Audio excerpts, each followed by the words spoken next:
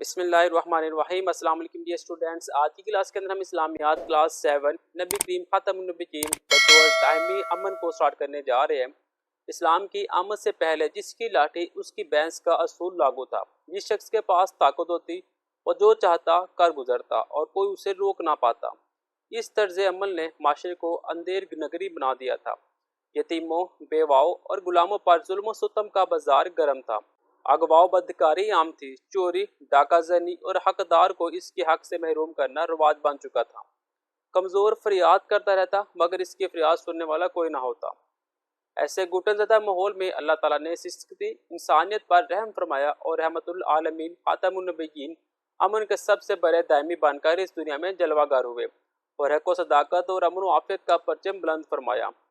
قیام امن قرآن و سنت کی روشنی میں اللہ تعالیٰ نے نبی کریم خاتم النبیین پر جو دین نازل فرمایا، اس میں ناحق قتل کرنے کو بہت بڑا جرم قرار دیا گیا۔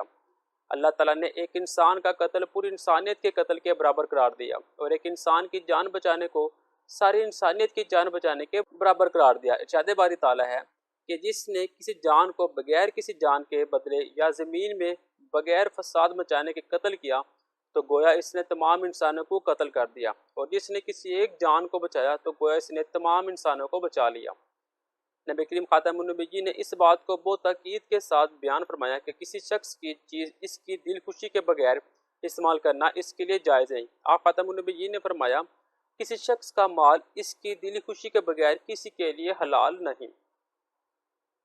آپ خاتم النبیین نے سچے مسلمان کا تعارف ان الفاظ میں کروایا، سچا مسلمان وہ ہے جس کے ہاتھ اور زبان سے دوسرے مسلمان محفوظ رہے۔ آپ خاتم النبیین نے سچے مومن کی نشانی بیان فرمائی، سچا مومن وہ ہے جس سے لوگوں کے مال اور جانیں محفوظ ہو۔ نبی کریم خاتم النبیین نے اسلامی ریاست میں بسنے والے غیر مسلمانوں کے لیے بے شمار حقوق بیان فرمائے۔ آپ خاتم النبیین نے ان کی جان و مال اور عزت و آبرو کی حفاظت تمام مسلمانوں کا مذہبی فریضہ قرار دیا۔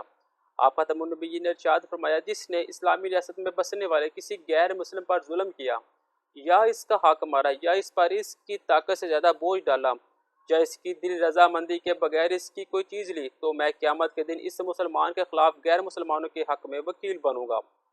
نبی کریم خاتم النبیین نے اس بات کی تعلیم دی کہ جب ایک مسلمان دوسرے مسلمان سے ملے تو اسے سلام کرے اور جسے سلام کیا جائے وہ سلام کا جواب دے۔ سلام دراصل اسلامیت کی ایک دعا ہے۔ جب ایک شخص دوسرے کو سلام کرتا ہے تو وہ نہ صرف اسے سلامتی کی دعا دے رہا ہوتا ہے بلکہ اسے یہ پیغام بھی دے رہا ہوتا ہے کہ تمہیں میری طرف سے کوئی تکلیف یا نقصان نہیں پہنچے گا۔ نبی کریم خاتم النبیین اور قیام امن کے معاہدے۔ اسلام سے پہلے عرب لوگ معمولی باتوں پر لڑ پڑتے اور لڑائیاں کئی سالوں تک جاری رہتی۔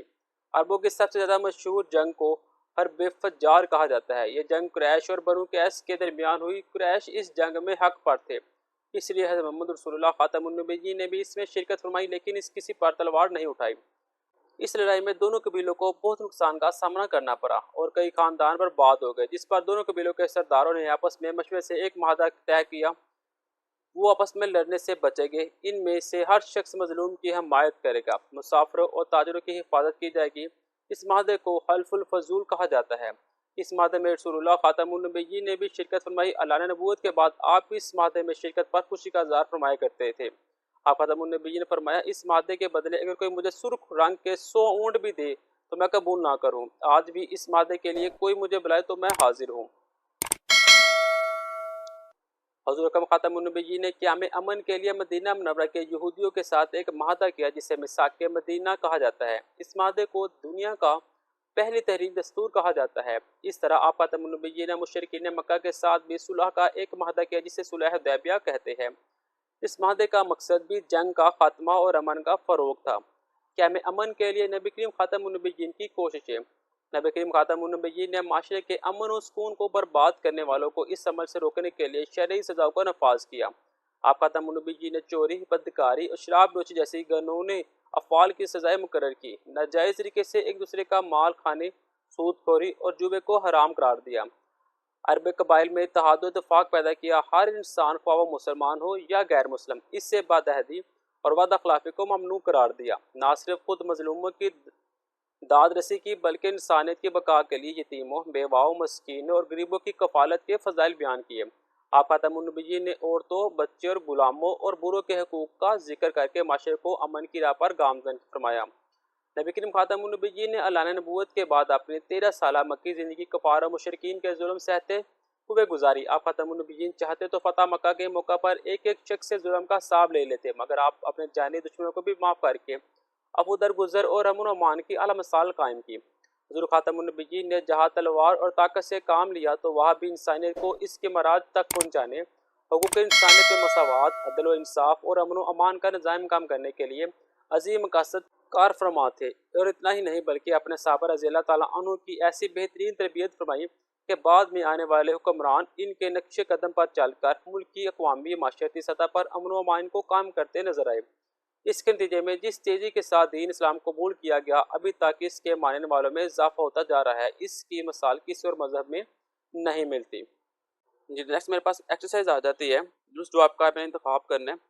एक बेगुनाह इंसान के कत्ल को करार दिया गया सारी इंसानियत के कत्ल के बराबर। किसी दूसरे की चीज़ को इस्तेमाल करना जायज़ नहीं है इसकी दिली ख्वाहिश के बगैर। जब एक मुसलमान दूसरे मुसलमान से मिले तो उसे कहना चाहिए अस्सलाम वालेकुम। वो वादा पूरा करना ज़रूरी है जो किया गया हो हर इंसान से। अरबों की सबसे ज़्यादा मशहूर जंग का नाम था फज्जार।